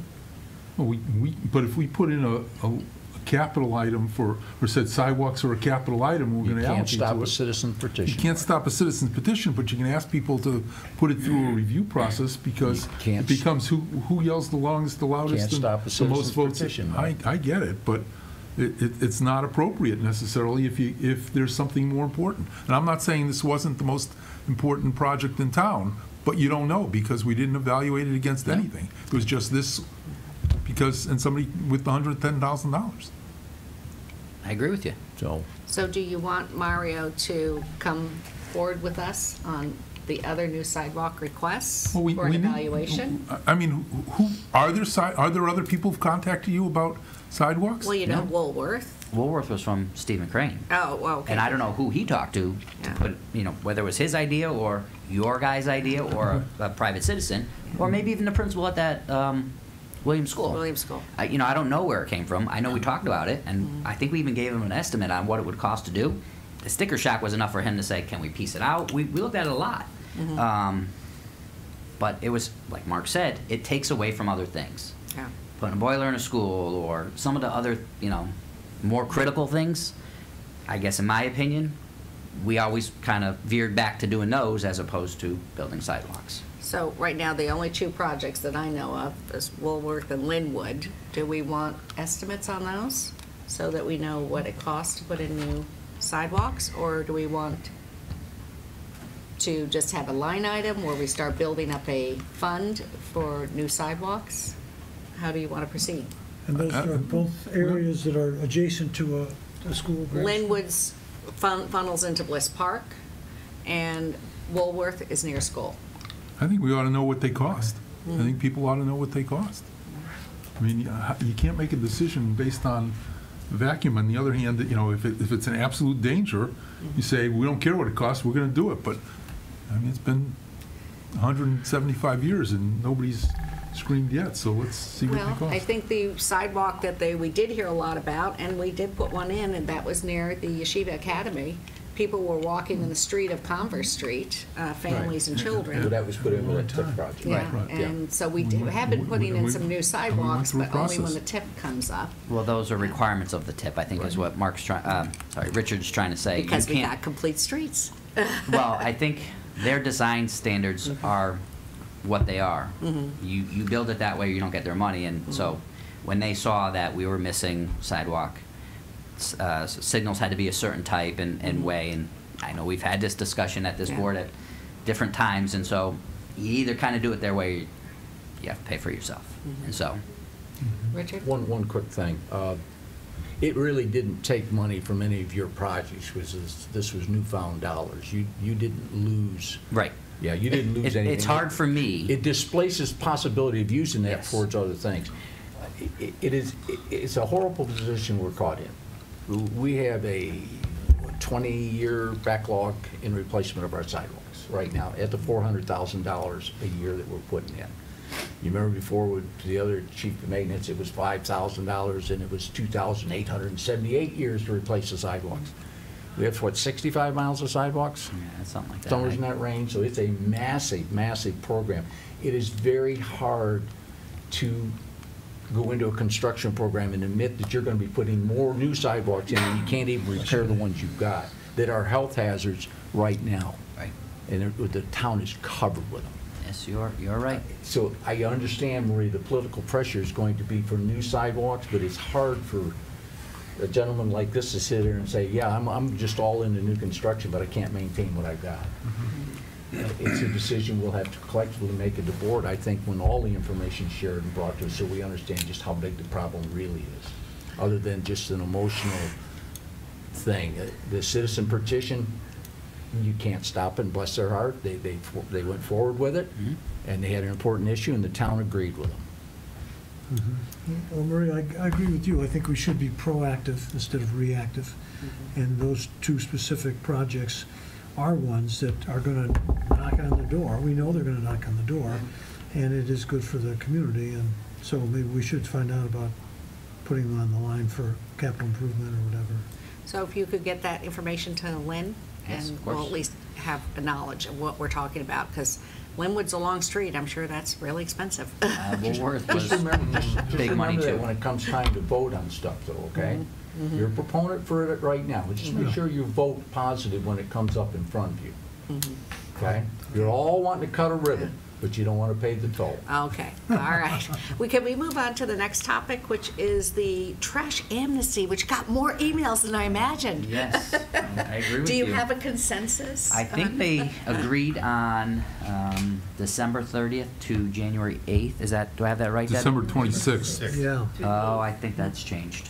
Yeah, there 26th was to more January. You emails. guys must have got only the first or second. You got Mario's ideas. So when asked by Debbie for the dates, I looked, and you gave me last year's, I appreciate that. I looked at what they were on the calendar, and I picked what mimicked or mirrored those dates this year, which was the 26th through whatever the first January email 8th. was that I gave you. Yeah. And then there was some discussion about starting it midweek. And so I think we decided to start on the following Monday, which I believe is December 30th. 30th, And then yes. running it through whatever that Friday is, maybe It's the the 10th. 10th? And when does Hanukkah end? Doesn't matter. It ends the 3rd. It's like the 3rd? It's right there in that period of time. Okay, so that's 2 weeks, and this is a program we've been doing for years, which we allow people to have an extra bag of garbage. Yes, Yeah, extra bag. extra. And because they're celebrating and having people over. So when's the date? 2 weeks, October 30th and December ends 30th. December 30th, 30th. ending January 10th. All right. Now, So- that's the recommendation, and I wanted to know if there was a motion to agree to offer the trash amnesty this year. Yeah, so I'll forward a motion for a holiday waste amnesty from December 30th through January 10th, 2020. Is there a second? Second. Discussion. I got a whole bedroom full of trash I'm trying to get rid of. And one extra bag a day. I guess my, excuse me, my concern, Marie, is that the argument had been, we got to get rid of our Christmas wrappings and papers and things like that. And starting on the 30th seems late to me. Yeah, sure. Why wouldn't we do it the 23rd through the 3rd? I mean, by the 3rd, school's back in session, everybody's back already, and it gives everybody that week of Christmas preparation the following week. It seems to me that week of the 6th through 10th of January is superfluous, considering the real trash is generated the week kids are home and families are home, which is the week of Is the that an amendment to the motion? On the 25th is when it's generated. Well, the 24th and 20th. Yeah, I mean that's also, that was the New base Year's, before. New Year's. well, it also. covers in It's New just Year's through the first, second, and third. Those are recyclable.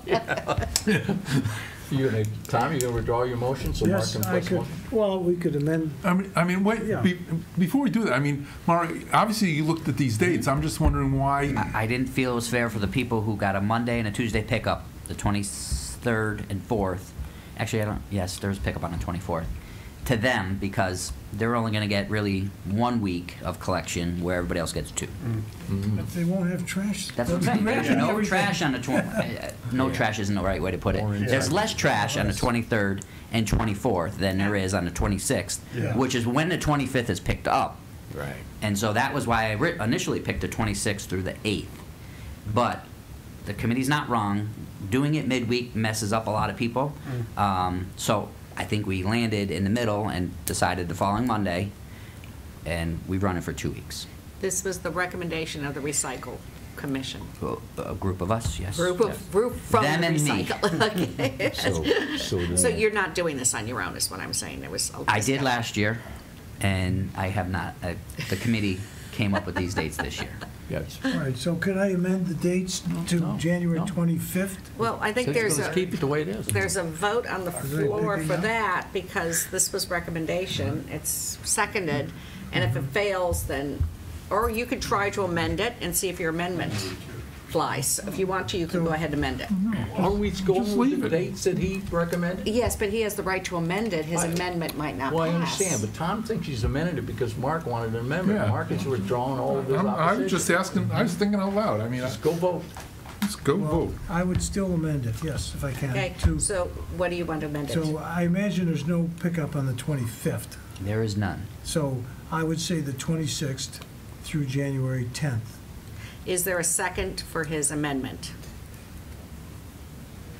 Okay, so the amendment fails. So we go back to the So original, we go back to the original one, which was the 30th through the 10th. is there a further discussion on those? All those in favor? Okay, thank you. You're welcome. Trash I will can. remember well, actually, I won't be here next year. No. I was gonna say, I'll remember next year when we start doing it. That may help. There you go. All right, thank you. And was there something else we needed you for? Yeah, should just sit in the back of the room. No, We'll I think up that's front. it. You're free. I should go then. That's it. Before you call me back. Okay, so now we're going down to the one-day liquor license application. No, we don't Said have it any wasn't information on complete. that. Oh, we don't have information on that. You should table that, or just Okay, so move moving it. on down to the next, we're asking for sign requests for St. Mary's Craft. Yeah, so I'll forward a motion to be able to press, St. Mary's would like to be able to post signs on the north and south ends of Route 5 for a crafts fair on December 7th. And they want to put them up 2 weeks prior to the event. All right, is there a second? Second. Any further discussion? All those in favor? This is for the 2 weeks prior to the event, right, Tom? 2 you weeks said? prior, Yeah. that's what it says, yeah. All those in favor?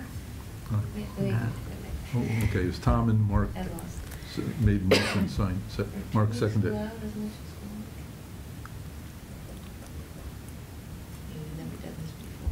We've never done 2 weeks prior to the event?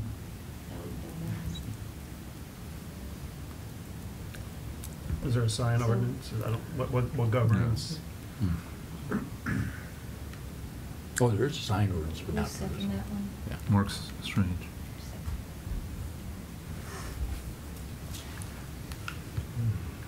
Okay, now we'll go on to the sign request for the Longmeadow Gardeners. Did we vote on that? Yeah.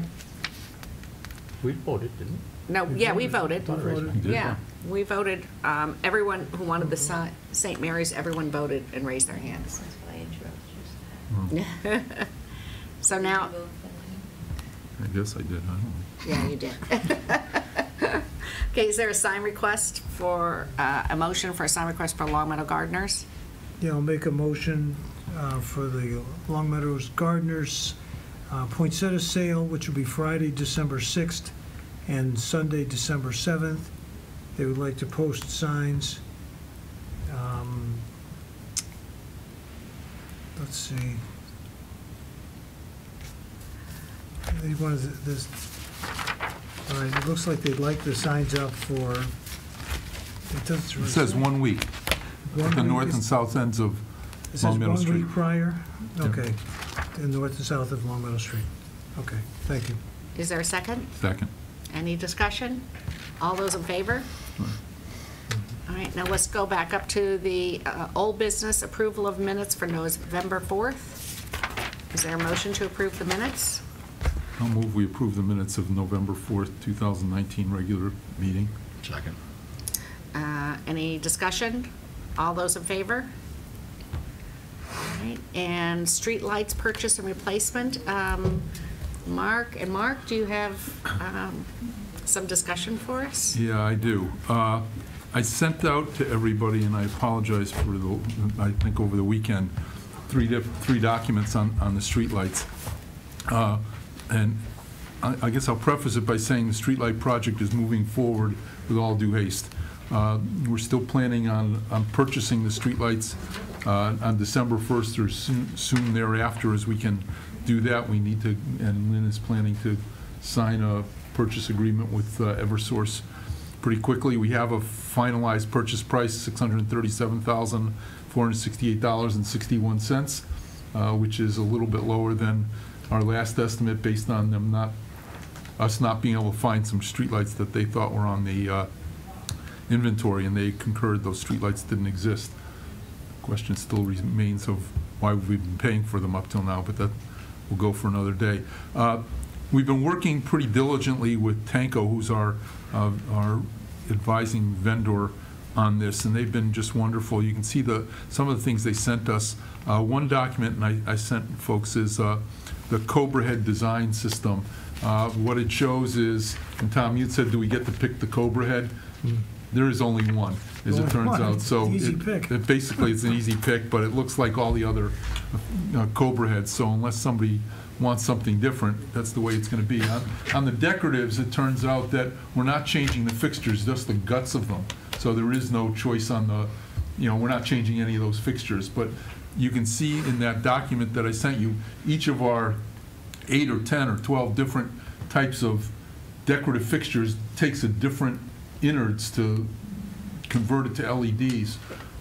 And so we'll be doing that. The one thing I did want to do, only because I promised Jay Moynihan I'd talk about this, is that the street lights that we're putting in, we had a choice to pick, if you will, the color of the light, and we're recommending that we go with what Tanco has used elsewhere. It's a light it's called 3500 degrees Kelvin is the lighting. It's slightly more white than our current street lights, but it's not as white as what they call hospital lights, which are some people see them in brand new car headlights. They're 4,000 degrees. They're far too white. You get too many complaints on them, and oh, by the way, they're a lot more expensive to operate as well as to purchase. And so we're going they've had very good success with the 3500 Kelvin lights, and we're going to go ahead with those. So the finances, and I also sent a summary of the finances. Could we go back to the lights? Let's go. Okay. Go ahead. On the light thing choice, Yeah. it's not going to, people like the night lights, so it's not a blaring light. No, it's not a glaring. It's not that white. The glaring. hood directs down rather than up. Dark skies, so it is a dark sky light. Yes. Correct. Okay. Yes. But people will notice the light difference in the color. They're slightly more white, but Okay. I mean, there's a picture in what was sent around, and I got to tell you, I didn't have enough resolution in my screen to actually tell that there was a significant difference between the current ones, which are 2,500 degrees, and the projected ones, which are 3,000 degrees. But if you go all the way to 4,000, you do see they're literally, and they call them hospital white, and they are. They're really annoying to some degree. But people won't have trouble running or walking. No, not at all. All right, I'm sorry to interrupt you. No, Go no. ahead. So where we are is moving ahead with, we're doing this in 2 phases, because the Commonwealth of Massachusetts subsidizes the conversion of our what's called Cobra Head lights, which is that, for people at home who don't know what those are the standard ones that kind of reach out over the light and over the street and look down. They're the standard street lights. They're going to subsidize those, and so we need to complete those, have those totally installed by no later than May of next year. And our timeline for doing that is to go out for bids this year, which means in the month of December, and we're having it done for us by the Metropolitan Area Planning Commission, MAPC, and they're prepared to go out and do that. They will be bidding all those Cobra Heads for us in the next 2 weeks, we expect. So we'll get the bids back. We will buy those Cobra Heads, put them in inventory, and then we are going to go out separately and contract with an installer. So we will purchase them, and then we'll separately contract for installing them we believe, beginning in March. So in March and April, they'll be installed and be completed in May. The other group of lights are the decorative lights. Those are the ones that look, they're decorative. They're usually closed, 6-sided kind of lights. I have to report, unfortunately, that when we first got our estimate for the conversion, it did not include decorative lights. Either the conversion of decorative lights. It did include the purchase of decorative lights. It turns out that the conversion of decorative lights wasn't included, but nor was the savings of decorative lights. And so if you look at the project as we originally proposed it, it was kind of 2/3 of an overall project. It purchased all the lights, and it converted the Cobras, but didn't convert the decoratives. The good news is there's a lot more savings. The part that goes with it, there's a little bit more capital, maybe a lot more capital, but that goes with converting the decorative lights. But there's a sufficient amount of savings that it's self-funding to a large extent. I mean, it's got what I gave you was the combination of the decoratives and the Cobras. They've analyzed them separately. They each have like a 3.2-year payback period of time. I mean, they're very, very positive in terms of the payback, and we think that we can use the savings from the Cobra head conversion to finish the financing on the decoratives, so we don't really have to, the conversion of the decoratives, so we don't really have to go back to town meeting or anybody to get the money, get any additional money to do that. We're literally going to finance them out of the savings. So I think everybody needs to just understand that the cost is going to be a little bit higher, but the savings are also going to be commensurately higher with those. The one thing that Tanco has advised us, which is interesting, is, and you saw that in one of the maps they sent us, and I have to just comment on how great Tanco's been to work with. You know, we have a meeting once a week, whether we want it or not. They call us, they insist on phone calls, we're talking to them all the time. They sent us the maps that you saw that I sent out. It literally is maps of the town that showed here's where these fixtures are and here's where those fixtures are, and every one of the fixtures types where they are. They've indicated that they've actually gone through the analysis of fixture by fixture, and they found that there's a small group of fixtures that they're, suggesting we may not want to convert because they're very low voltage now. They're very low wattage. They're like 100 or 120 watt bulbs, and they'd go to 20 watt LEDs or something like that. But they're $300 to convert, and why would you spend $300 to save yourself something like that? And they've been really good at picking them out one by one, and so we're going to take a real close look at those fixtures that they've suggested we may not want to convert, and see as we, instead of taking these as a group of 1,459 lights, which is what we have, we may break it down and find out the last 50 lights really just don't pay to convert. They're just not there. So the system's been working really, really well. I mean, the project manager we've got from Tanco, she's calls us all the time. She's been after Eversource on our behalf and working really, really well. Eversource is starting to now push us a little bit on this purchase in terms of they want this and they want that, but we think we're going to be able to pull all this off in time. So, the bottom line is we've got the purchase price fixed. We know what lamps we're going to be getting. The finances, as you could see, and I sent that along, are still extraordinarily positive for doing this, both phases, both the purchase, which is literally all money in the bank, and the conversion, which is mostly money in the bank. And we expect to be in a position to buy these, if not December 1st, then shortly thereafter as we can, and be in a place to convert them in March and April, and in time to make the subsidy from the state. And we're going to use the subsidy from the state. We've also got subsidies from Eversource, which we'll be using for both decorative and the Cobra heads. So all in all, it's still a great project moving forward. Tom? Good work.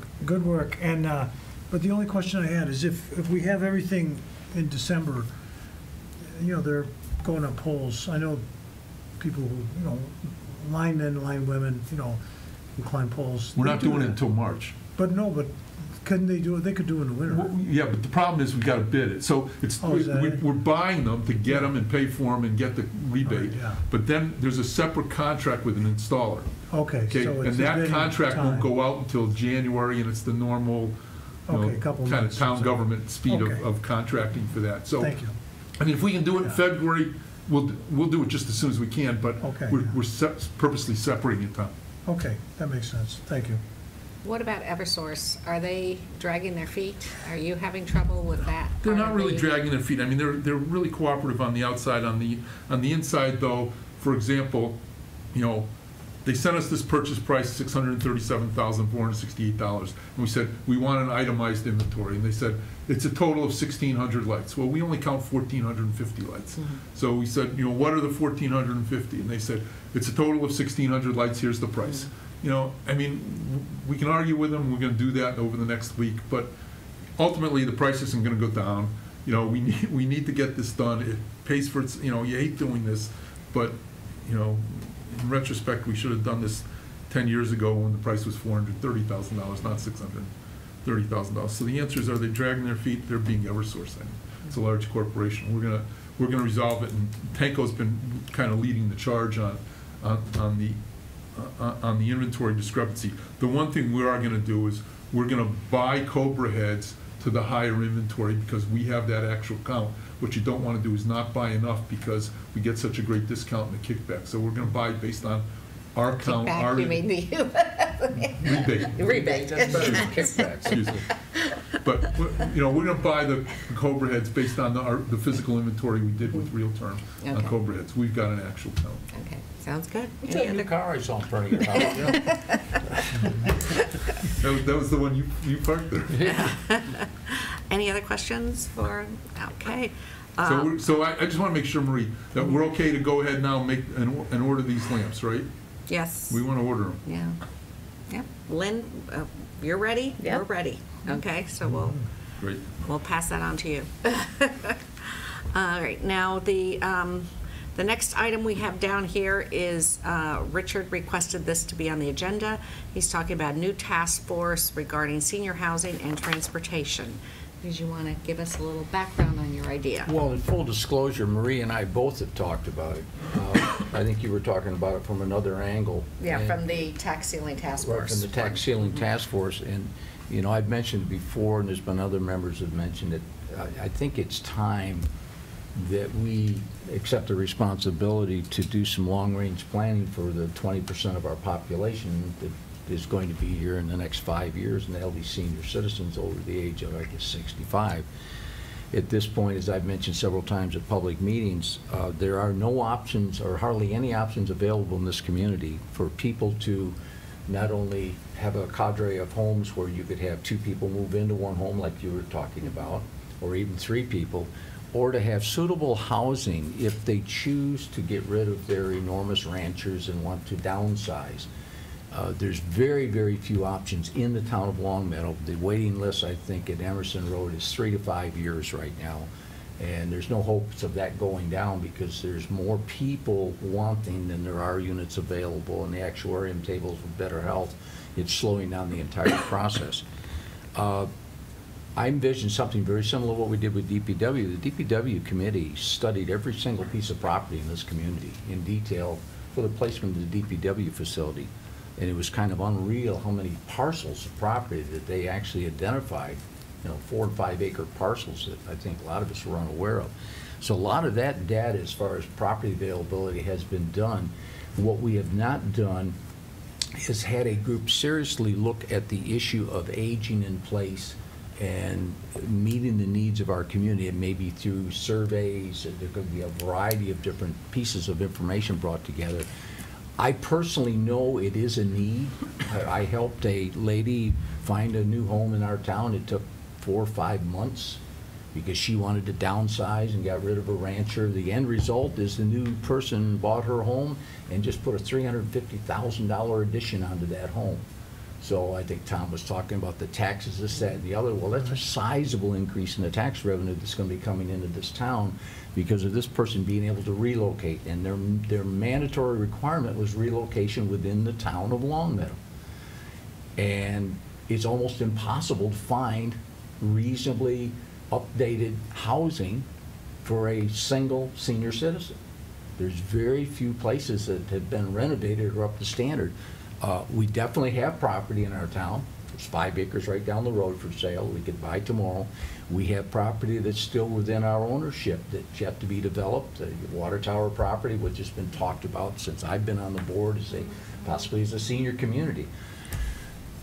I would like to have the issue give its due credit and put it out to public comment, and let's bring this issue to forward and for once and all put it to bed and do some long-range planning. We're very gifted at this point because we've got a city planner that's on this board too. I'm sure he's going to bring some fresh ideas that we haven't had. I think Mark supports a lot of this type of energy because this is his profession. I just think we need to apply ourselves and let somebody else do the work and come back in and brief us. Richard? I mean, Mark? Just a question, Richard. We have an elected housing authority. Right. And they haven't been as active as they might have otherwise been because of a variety of things. But wouldn't this be appropriate for them to look at, since they also know the laws, the rules, the regulations, as well as, and just, you know, rather than create another organization, give them a mandate to come up with recommendations for senior housing through the housing Well, authority. we definitely said, as Marie and I talked, we definitely said they'd be incorporated into the process. We were thinking that maybe it'd be a larger group, Mark. We've got a phenomenal amount of recent data available from this DPW study in town. I mean, there's a treasure trove of information on properties and the analysis that went through. But you're right, and there's a sense of Marie, we do have that, but I'm surprised that they haven't came forward with this prior to this time. I mean, we can tell them it's a priority and let them be the lead agency. Doesn't mean they shouldn't pull in other resources, because you're right, we have them. But yeah, well, that'll be up to the board's decision. I thought form a task force or whatever, and they can certainly be the task force if we feel, as long as they meet the charge of what we want done. And that really is doing the whole package, surveying, and like you're developing a whole brand new program, Mark. I think it's great. I think it's great. It's a huge need, and it's something that I work on in Agawam quite a bit. Mm-hmm. And it's not specific to Longmeadow. Right. Just going to Mark's point about the housing authority, they're different programs. So housing authority is really, it has to be subsidized housing, and there's a lot of bureaucracy involved in that. On the town side, there's a little bit more flexibility. So, when we're doing this in Agawam, the housing authority would be at the table, but it would, as you're saying, Richard, it'd be a little bit of input from everybody. Right. How big do you think the task force should be?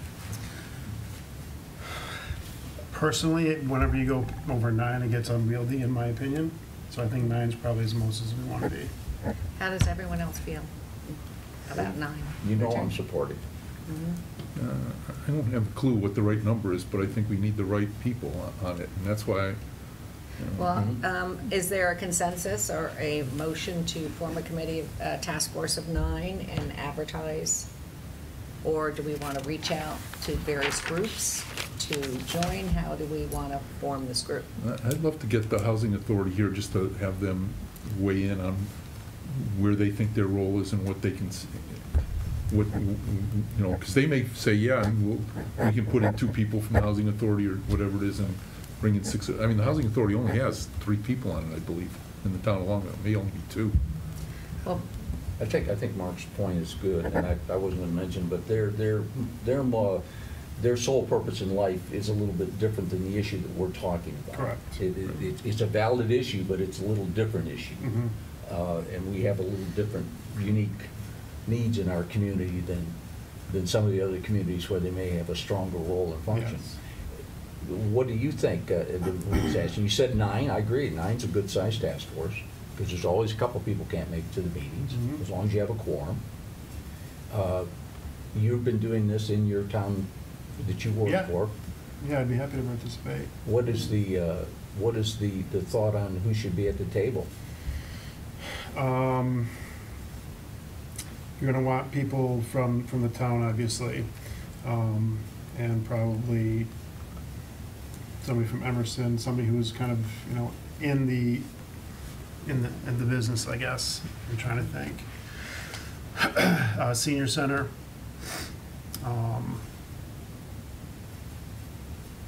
Yeah, I mean, we can think about it. I don't know how it works. Would we be appointing the members? Yeah. Is that how it works? Yeah. Yeah, we have to think about it. Yeah, it would be a committee that the select board is forming, so they'd be under open meeting law. They'd have to schedule meetings. I mean, it'd be just like a DPW, that the large task force. They're right out in the public. Yeah. All meetings would be open to the public. It would likely involve forums and everything else as they compile their research. There's some other study work available that they can start to bring together. It could be a 6, 7, 8 month issue before they can even issue a final report. Do we want to have you 2 get together and form a mission for them, or come up with an idea for the next meeting? Yeah. So we Sure. can have a presentation on it, okay? How about recommendation? Recommendation. Okay. Yeah. I think we've had basically a presentation right here on what our ideas were, so if there's anybody that has a really opposing view, they ought to get it on the table now so we can have that as we talk about it. Well, the only concern I do have with it is the water tower property. I know we've been working towards that. I have a phone call with Eric Weiss, Pioneer Valley Planning Commission tomorrow at 2 o'clock. As I said, for the longest time, we've been waiting for this report out that Stephen had worked with him on. And he says, well, let's talk about it. So I'm not even sure how far he's gone on this. So I can pass that information on to the group. I think that has been, as you said, we've been talking about this for years. And I think there was a consensus with the school committee that they wanted senior housing there. So that might move a little faster, but this is a more comprehensive look. Well, this is the need assessment and everything. Right. It's I hate to have that, it slow down the water tower property, but. I don't think it really would. You don't think it will? I don't think it would. It may give some more purpose to that energy. Okay. You know, it's like having a menu of options available, because there's more. It won't be one cure to fit everything. I think you're talking about if people were aware that there's people in our town that would like to have a permanent resident move into their home to share expenses. Yeah. We don't have a central directory on that. We don't have a filtering mechanism. We don't have a sanitizing for the list. That has to be getting more and more popular, because people at a certain point, especially during the winter months, become more challenged on mobility and everything else. I mean, I think there's a whole group of needs that we have not seen yet that's going to help our senior community in the next 5 to 10 years, because we're 20%. It's a large percentage of our community. Actually, 30%. We expected. They're saying 30 now? We're going to get up to 30. The last figure I had was 20. So Yeah. we're talking about touching 1 out of every 3.3 people in our community. It's a major, major important study. Okay, so we'll wait to hear your recommendations at the next meeting. Okay. All right. Mark, you wanted to talk about the task force? Oh. I was going to say we'd likely coordinating with the town manager too. You want to talk about the tax ceiling task force? Yeah, I did. Do we have a second just to see if we can put together a group of 2 or 3 people to talk about water rates for the spring? The reason I'm concerned about that is I think that really needs to be on the written Fine. agenda. We'll put it on the agenda for the so next. people know, because there are very interested residents who want to Fine. be here in that All right. discussion. So I promise to have it on the December 2nd. Okay, And thank you. All right. what do we do to do the water rates? We were doing them in January until we ran into the problem with the Springfield always revising their numbers. So we deferred them till We February. postponed it till like June. Oh, Back to really? the old schedule. Okay, so this will June be to July. specifically for Fine. this. We Fine. have time All right. for that. That's fine. Okay. So December 2nd, could you remind me if that's on the draft agenda? I think we've already got 3 things: tax classification, Tax classification, the audit, the audit. and then we'll do water rates. Well, we're not going to talk, we're just going to talk about New water rate structure. how to structure Yeah. to determine water. That's all. Yeah. Okay, fine. And so if you could also have something for the Yeah, I'll have packet some, for okay, Lynn. yeah.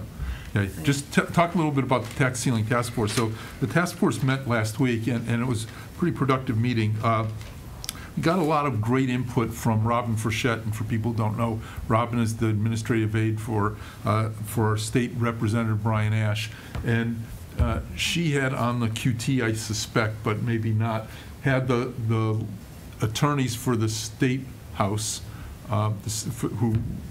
attorneys for the state representatives, take a look at potential legislation. And, you know, our town attorney had drafted some proposals, and they came up with a list of 3 or 4 questions. It's a nice way of doing it, because it turns out that the Proposition 2.5 law is very intertwined with other sections of Mass General Law, and one by one, if you change this, you got to look at what it affected is elsewhere. And they identified all those, and as a group, we went through it and identified the kinds of things that we really wanted to make sure were taken care of. But in essence, what came down to was also a broad discussion on how to move forward legislatively.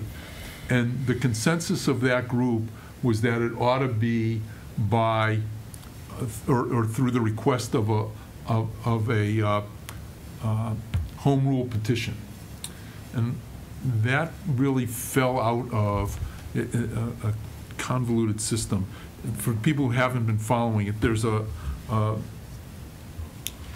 legislation that's pending on school financing, and one of the Senator Comerford from just north of us in Hampshire County put in an amendment totally unrelated to school funding that would have required a review of the Prop 2.5 system, and that whole legislation is now in a Senate House Conference Committee, and the reason is because the Senate included Senator Comerford's amendment in their version, but the House didn't. And so we had a pretty extensive discussion in the ceiling task forces. Do we support this amendment? Do we, which had, you know, and it really came down to what was, I think, a very good point by Robin Frechette, and everybody seemed to buy into it by consensus, that we're far better off going through a home rule petition route rather than trying to do this universally in the legislature. We have a higher chance of being successful, and there's a lot less issues along the way, and we can also potentially pick up some supporters if we do it through a home rule petition. And so the question is, that's the direction that the task force wants to go, and the question is, will the select board support that directive? I know that was one of our original discussions, was to do it through a home rule petition. We believe we can now put the proposed legislation into a packet that addresses both the specific Prop 2.5 legislation, but all those ancillary things that they've identified that we need to, and then move forward with a time frame that would suggest that in the Springtown meeting, if the task force is prepared to do the education between now and May, bring it to a Springtown meeting with potentially a referendum in June at our June election that would support this initiative for a home rule petition that would allow an exemption from just the 2.5%, just the $25, 2.5% of total value, but just the $25 tax rate, not the annual increases of 2.5%. It would still require us to limit our increase annually to no more than 2.5%, but to eliminate this, what's become an artificial ceiling of $25 tax rate. And we think that, you know, the tax ceiling task force has indicated they're prepared to go forward with the education part of it to support this, but wanted to see if the select board was would endorse that. Yeah, the only correction I'll make, I hate you use this word artificial ceiling. It's not, it's the law. Okay. So it's not artificial ceiling. I'd be willing to support anything that come forward as long as there's more proposals than just increasing the tax rate. Because I think that's short selling this entire issue. Anybody can say, let's just increase taxes. I would like to see a much broader approach, much more recommendation. I'd like to see some well thought out proposals brought in if I'm going to vote in support of them. I've said that before, haven't I, Mark? You absolutely have, and I hope that I didn't short circuit the fact that there's a whole list of things that we are doing, everything from budget constraints and lowering the amount of money we're raising the taxes every year through the additional revenue opportunities and the cost savings opportunities. That's not new initiatives. We're after new initiatives. That's already taking place. We're talking about something new. Any other comments? If there could be an actual written on what you're looking for in the way of timeline, the resolution that can be presented to the boards, because I think we need to, the select board, of course, school committee, finance, and we all get the same written materials. Okay, I will have that for you by the next meeting. Okay. And when is your next tax ceiling task force? Mid-December. Yeah, mid-December, something like that.